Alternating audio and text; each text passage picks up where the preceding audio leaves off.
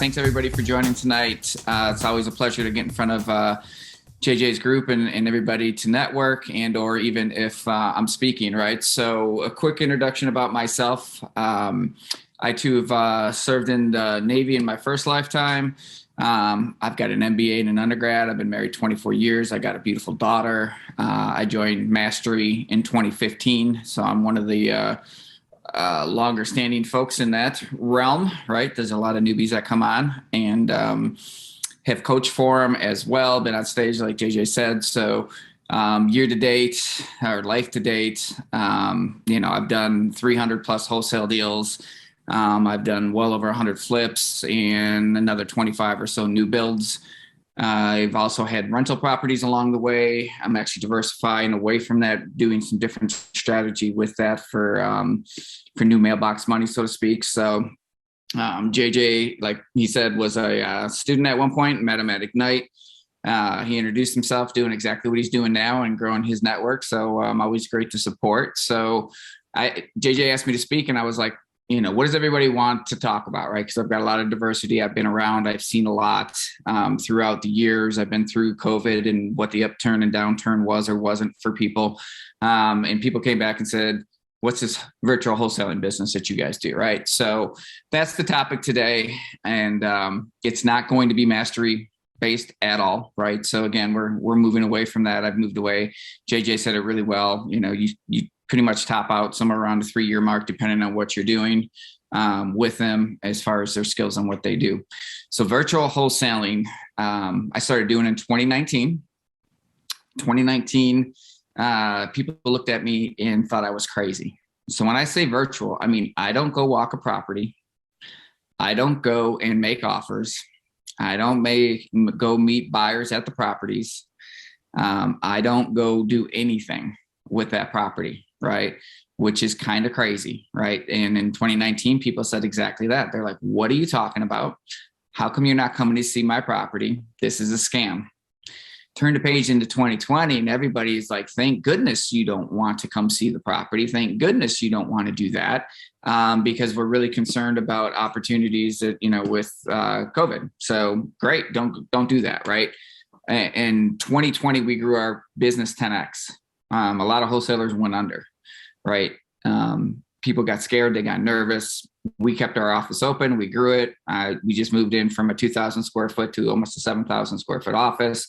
I got room for 35 employees, right? So that's not to say that this is going to be for you or not. That doesn't mean you got to scale or not, right? So you got to just keep in mind as we're going through these are things that are going to resonate with you, and maybe there's going to be some nuggets for you, or maybe there's going to be some things that really make sense. I was working full time as an accountant with 25 accountants in a $200 million business unit in a multi-billion publicly traded company. So I had an accounting analytical background. I quit that job within 6 weeks of joining Mastery because within 6 weeks, I went and got 3 deals. Right. So I was aggressive. I got out in front of it. I went hard. Right. I didn't worry about my 6-figure income.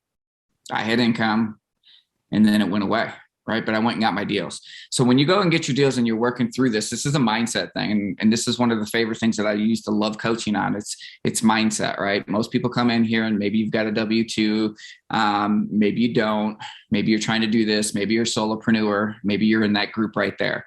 My first 3 years, I was a solopreneur. And then we decided to grow that into networking. I JV'd with a few people. I call it dating. I dated with a few people. And then I partnered with somebody that was pretty powerful and complemented my skill set, right? So I'm very much analytical, very much marketing, and we're going to get into a lot more details on that. But no matter where you are in your journey right now, it's okay, right? You're here for a reason. And hopefully we're going to add some value to each and every one of you in certain ways. And we'll be able to touch you in a way that helps you today, right? So that's my goal today. So I just want to put that out as we get going. So virtual wholesaling, I don't see a property. I don't go anywhere. I don't do any of that. So what does that mean, right? Because everybody's like, what do you mean? I can virtual wholesale anywhere. So last month, it was my wife's birthday. We spent 3 weeks out of the month in Cancun celebrating her birthday, doing some other things with some other business ventures. So I was gone almost the entire month. We still booked 10 deals. We still netted over $225,000 in our business, and I wasn't even here. Right. So I know that somebody was talking a little bit earlier is how do you scale your business? Well, you put the systems in place, right? You put your team players in place. You put everybody in place. You put the right butts in the right seats to make sure that you get going very hard. For those of you who haven't read the book, Traction, you need to, right? It's the EOS system. You got to know whose rules what, because just because I can sell and do well and get in front of people doesn't mean that I'm the best salesperson on our team, right? So I've hired people to do those roles, right? So what does that look like? We've got a lot of different marketing, and I've been all over the country. I've traveled all the countries. I've been to every single one of the boot camps multiple times, because when I joined, it was a lifetime thing where I could go back and back and back and back. I volunteered for Crusher Crew. I've done all that, right? So I've seen people and all over the country. I've been over there. So I know what West Coast is. I know what the Northeast corner is. I've been up to New York and spoke in front of Irina and those groups before with similar things, right? So I know some familiar faces on here as well. So it's always good to know that with that, people are still staying connected, and Zoom and the networking piece is huge. So virtual wholesaling is this. First and foremost, I don't even call it wholesaling anymore. I'm in a marketing and acquisitions company, right? What do? We generate leads, we find opportunities, and then we get in front of people. What does that look like, right? So it's very straightforward and simple. The way we do our business, wholesaling, for those that are learning it the old school way or not the old school way, doesn't matter. Wholesaling is arbitrage and relationships, right? So I go and I get my lead and my opportunity. I've got cold callers. So I buy lists. I skip trace the lists. I put it in my CRM. So I have systems every step of the way, right? So this week I bought 50,000, a list of 50,000. I skip traced it. I put it into my system. I put it into my phone dialer. So I put it into my Podio system. I put it into my smartphone, and then the team starts to make calls. That's one, right? If you're in mastery long enough, you know that you're not supposed to just have one marketing source, right? You're supposed to have multiples. So we're very heavy into PPC. So pay-per-click, Google ads. That by far is our best. Recently, and I would have never said this before, and this is new, and I don't even know if I've mentioned this to JJ, but we're actually on TV now. We're buying TV spots. It's not as expensive as you need. And we've last month, out of the 250, 40 grand of that was TV ads that we closed. Never thought I'd be there, right? But we are, because we're always trying to innovate and create, right? And then when you get an opportunity to put a team together, then you're able to do more, right? So you get the lead, you get the generations, then what happens? Goes into my Podio, so my CRM. When it goes into my CRM, I've got a sales team, right? The sales team makes all the phone calls. They make all the calls. They make all the offers, right? I still sign the contracts, but I don't even give them. I don't ask them what the price is. I don't care. And here's the thing that's probably going to hurt most people's heads, especially the new folks here. If I get somebody on the phone, I just need to get it under control. Let me repeat that. If I get them on the phone and they're going to sell, I just need to get that property under control. Why is that? Because I can make money in creative financing and subject to and lease options and creative things. I can list a property. I can give them a lease option. I can list their property because I got realtors in my office. If they're negative equity, we can talk about that. We can talk about all the different exit strategies that they may or may not even be familiar with, because most people do one thing in real estate, right? They only know they bought a house or sold a house. They did it on the MLS and they had an agent. So when we give them multiple options, it really, really opens their eyes. So we've got to be careful with that, though, because you don't want to inundate them, right? So you just kind of want to lay it out and first qualify it, right? So my sales team qualifies it, and my cold callers qualify it. Our marketing qualifies it, and then we go forward with that. So right now I got a sales manager. I got 2 acquisition specialists. So that basically they're the ones that can make offers. I've got 2 junior acquisitions, which means they go into my CRM and go through my 80,000 leads and they call them every day. I've got 10 cold callers, and then I've got a marketing department that generates me 3 to 5 pay-per-clicks a day leads, and the TV, which is generating about 15 leads a month right now. So a lot of you are going to go, well, I'm a solopreneur and none of that makes any sense for me. I can't do that. I don't have a team, right? So what I don't want to do right now is shut you off, right? Because you're going, it's not for me. Remember, when I started, I was a solopreneur, right? There was nobody else but me. There's nothing to say that you can't do this on your own at all, or with a W-2, right? You're just going to have to trade time that you can get into it to make sure that you get the opportunities. So, and then the other thing is you got to make offers, right? So this is the way we train our sales team, is to make the offer, and make the offer, make the offer, and make the offer, right? So we get the property under control. It's an offer. They say yes. What happens next? I hire a photographer to go out to the house. They do a video walkthrough for me. In our neck of the woods, it's called a Matterport. They map it for me. They get everything for me. So what does that do for me? Now I've seen the house and I've not even been there, right? So in our market, I can do that anywhere between 350 and 500 per deal. So now I'm doing this. I'm not sending my team out there. I'm not sending my acquisitions team out there. My salespeople need to be making offers and closing deals. They're not walking out there to qualify the deal anymore, because now we've got it under control. It's under contract. And then we go forward. We upload the video and click here to make an offer. Where does that offer go? Into our CRM, right? It goes right back into everything. So when there's an offer made, the contract goes in there, it's accepted. It shows who they are, what they are. It gives me all the specs of the house. It shows everything that I need to know. So if I do want to go actually look at something, everything's in there. So we systematize everything we do, right? So then the transaction coordinator says, hey, I've uploaded that onto our disposition website for our wholesalers to sell it. What does that do?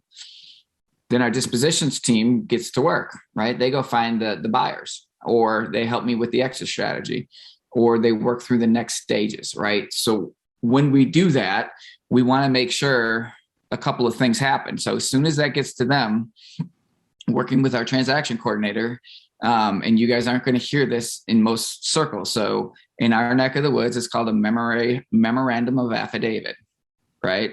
What does that do? I record that contract, right? So when we get it, we file the memorandum of affidavit. And what does that do? That allows me to not get shopped by the other 500 wholesalers in my market, right? Because if you guys have been doing wholesaling long enough, you're going to know you're going to have a deal. You're going to have it under control. You're going to have the contract. And in some instances, other people are going to be trying to sell your deal, right? Which is absolutely crazy, right? So how do you control that? You put that contract in place. You record it, and basically it's a lien on the property, and it says, hey, I've agreed to purchase your house for $120,000. I'm just using an arbitrary number, and that is what it is. To secure that, I only put $100 EMD money down, so I don't tie up a bunch of capital. It's $30 for a memorandum. So for $130 in some marketing, I can get a property under control. Right. In our market, the average property, depending on the type of marketing we're doing, is averaging around 20,000, which is about 10% of our average price. So those of you who are up in New York and we're like, man, that's not a nice number. But if you're doing $500,000 average house, or out in Cali and it's 800,000, take that and go 80 grand or 50 grand, get about 10%, and you're doing really well. And then it's a volume game, right? So we want to make sure that we do a lot of different things with this, right? But the first thing is you got to get over the fact that we've got to market first. And then we've got to get it under control. We've got to secure the control with a memorandum. And my transaction coordinator's got to get access to the property so we can get some videos. And then that goes from there. I don't go to any closings, and nobody goes to closings anymore, right? So some tips and tricks that go along with this, right, along the way. So again, this is like speed dating right now, right? I'm just throwing a bunch of stuff out there right now, and really a lot more meat can come when we get into some of these questions. But most people, when you go to market for your deal, most people, and I did it myself, I started off flipping, right? So most people are thinking flipping is the only exit strategy, when in fact, it's a lot harder to flip, right? It's much easier to wholesale. You can do volume on wholesaling. You're going to get more for your marketing dollars on wholesaling. It's arbitrage. Market crashes tomorrow. I've got $130 on each property. That's all I've got for skin in the game. Unlike, I still got 5. We still do some flipping because we cherry pick, of course. I still got 5 going on right now, but those we're typically going to be buying all cash, and we're not going out to the open markets to leverage any of that lending opportunities, right? So wholesaling is very, very unique in what we do and how we do it. So marketing first, get together the team that works for you. And if you're that person, guess what? You're going to be wearing all those hats. So that's why I'm going to implore that you try to systematize what you're doing, right? Track your marketing, right? So how do I do my marketing side of life? So, and again, this gets into a lot more detail than some of you are going to want to know, because you're going to be like, I can't spend money on marketing. Well, great. Guess what you're doing right now? And JJ's teaching you this right up front. You're networking right now. You're marketing yourself, right? You're out in front of people right now. That's how I got my first 3 deals inside of 6 weeks with fortune builders, right? So I went and networked. I hustled. I was working. I didn't have a lot of capital. Wholesaling, you don't need the capital. It's not like flipping where you got to line up your private money. You just got to be able to go market and figure out what your target market is and then go after it, right? You just need to make sure that you're doing it step by step. You can't skip a step, right? You've got to get your list. You got to get your marketing. After your marketing, then you get your team involved, or even yourself, right? If you're the one making that call, how did we find our people that want to go out there and do the videos and stuff? Pause, quiet. Some people in here are realtors. Do you guys take pictures? Do you do tape and measures? Guess who we reached out to? We reached out to people like that and been like, who's your tape and measure people? Do they do videos? How can we do that? Can we go walk through a property and train somebody, right? So we created a network, and I can do this anywhere in the country. I can go into any market and do this. And we're in multiple markets. I'm all over North Carolina. I'm in South Carolina. I'm in Georgia. We just closed our first deal in Virginia. I'm in Tennessee. And it's not by design, right? It's because all of a sudden people know. And then when you get one of these, then people are sending you deals constantly because they know you as a player out there that can close or put people together, right? Because most wholesalers are going to do this. And this is where a lot of people make their first mistake. They sell themselves short. They go, man, if I can get $2 or $5 grand on that thing, that's a lot of meat on the bone because I've got bills to pay. I'm trying to get out of my W-2. I'm looking at this and I'm looking at that. So here's the thing on the mindset thing that I mentioned a little bit earlier. If that's where you're thinking that's the only place that you're going to go, you're going to land yourself at 2 to 5. Let me say that again. If that's where you're thinking, that's where you're going to go. Right.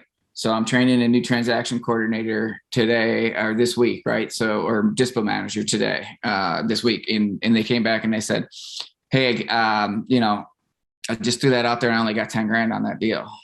I was like, really? Did you go back to them? And they're like, no, but that was what was offered. I was like, okay, how many offers did you get? And he's like 2. Okay. Well, we do it when we sell a property on a wholesale or on a flip. Go get your highest and best. Right. So if you put your cap and you say, okay, 10 grand's good. Could you get 15? We ended up getting 18. Right. So we got close to where we wanted to be, but not quite where we needed to be. So then we look at that and we analyze what happens, right? This is the other thing that people will do incorrectly, in my opinion.